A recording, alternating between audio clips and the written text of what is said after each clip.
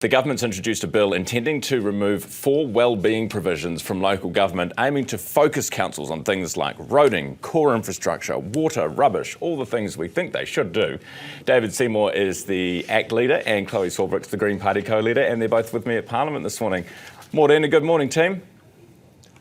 Good morning. Good to see you both. Hey, Chlöe, does this, from what I've read of this government amendment bill, it's not going to, you can't actually really force councils to do something or not do something. Is it actually necessary? I mean, was the wellbeing thing necessary, and is this necessary?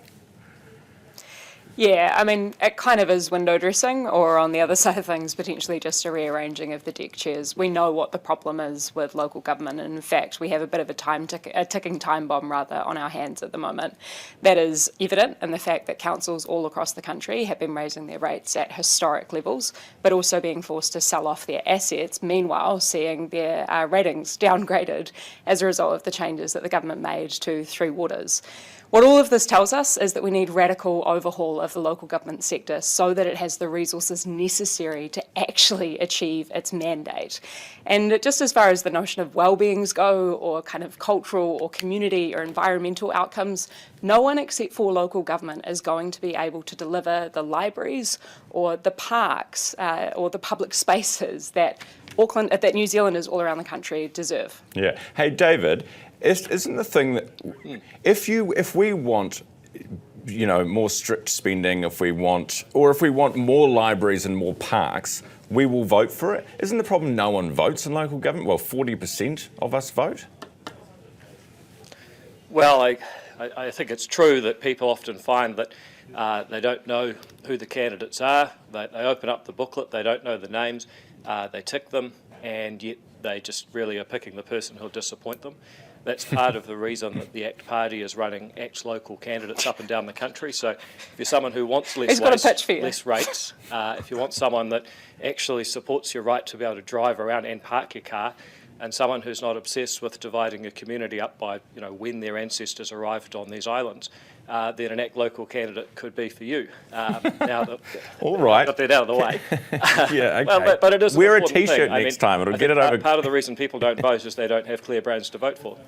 Yeah, no, fair enough. But in terms of the actual problem, like trying to legislate, Labor comes in and says, you've got to do this wellbeing stuff. Then National comes in and says, you've got to do the basics. I mean, is anyone actually going to get in trouble if you do or don't do either of those things? The answer is clearly no. So what's the point in these stupid laws? I mean, why are you guys wasting your time passing them? Yeah. Well, actually, councils only exist because the Local Government Act says that there should be councils. And therefore, what councils do is going to be affected by what local government says that they should do. Now, if you say, actually, you've got to look after 4 different well-beings, then presumably that's going to influence how people behave in councils. And what we've had for years is councils effectively trying to become miniature city-states within New Zealand, taking on all these different objectives. First, that adds cost.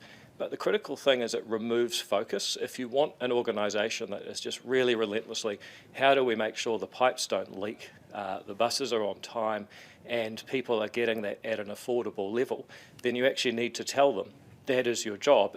For the government not to do that would be a failure of leadership. Yeah. And just to come back on the Three Waters, it's certainly true that that's a cost driver. But take the example of Auckland. The previous government spent hundreds of millions of dollars trying to restructure everything. Our government spent $500,000, worked out how Auckland could borrow and finance its water infrastructure over the period that the people use them, so you actually pay it off in the time that the asset lasts. We got that accounting right, and now it's going gangbusters. So, it's not quite true to say that the previous Three Waters regime was going to save money, and what we've done is adding it. Actually, we've solved the problem much quicker. Yeah, but to be fair, no one's... Local government would disagree. Hey, Chlöe, what about Ray Chung? What the hell's going on in Wellington? I'm from Auckland, Ryan. Yeah, I just like to play the Auckland card too right now. You But guys look, can't. I think at the end of the day, what this really does actually go to the heart of, Ryan, is exactly what you were saying before, which is we have a serious democratic deficit at the local government level. And unfortunately, when people disengage from local government, these are the kinds of outcomes that we get. So I'd just like to make it crystal clear that his behaviour is completely out of line.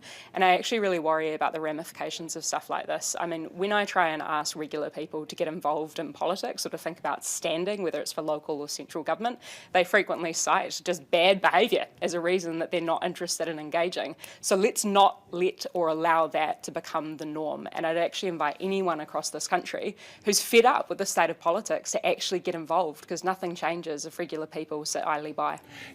How do we? You guys should start Green Local as well. Well, they've in Wellington. They've already got it. That's how Tory got in, right? Hey, just quickly on while we're on local government. So the turnout is about 40%. I think it was 37, and then it was revised up to 41%, something like that. Why can't we vote online? Is it the Russians will hack the system? What is the actual reason? And is the risk of that outweigh the fact that no one is voting and we end up with these councils that no one really has any faith or confidence in? So what the research shows is in places like Estonia, where they have moved to online voting, that there's a bit of a novelty bump to begin with, because people go, hey, this is cool and interesting. But after that, it falls back down to levels that it was at prior. And I think the biggest insight that we can take from that is that by removing barriers for voting, that is a really important thing. And I do think that we should look at changing the postal voting service for local government, let alone privatising the way that it's currently contracted out. It should definitely be done in-house. But I think that this really does actually drive the bigger issue, a conversation around the bigger issue, around how people need to have greater awareness about what local government does, but also that they need to have meaningful local power, and there needs to be that resource sharing between local and central government, which funnily enough is historically something that these two parties have agreed on. Yeah, I think that's true, and I think Chloe's also made an important point that there's a difference between voting and engagement.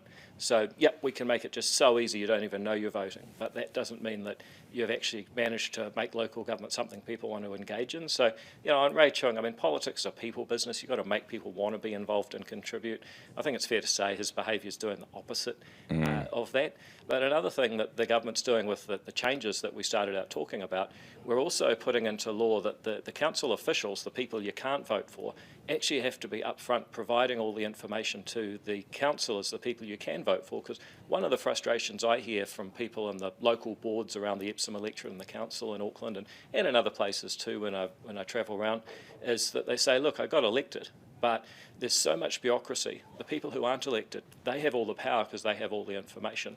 And so one of the things we're doing is trying to empower people who get elected so it's a more rewarding process. And from a voter's point of view, you know that the person that you elect is really in charge. And I think that's an important restoration of local democracy that will actually get people more engaged. If only they could consider all of the well-beings of the people they represent. Well, as Ryan suggested, they could, but our message is real tough times. People want their rates to be contained, and they want the council to do the things they actually need I for a think we'll see council, it not a won't whole lot really of other actually things. change anything as far as local Oh, government goes. you're a And if we naysayer. want Have some faith. I mean, we've seen these changes from the red team and the blue team, as you yourself alluded to, Ryan, and it didn't really change any of the fundamental issues. The fundamental issue, which successive governments have commissioned reports on, tells us that local government is under-resourced to do what it says on the tin. Okay. If we spend any more longer on local government, I will lose my well-being. So we better leave it there, team. Thank you, David Seymour, activist, and Chlöe Swarbrick from the Greens.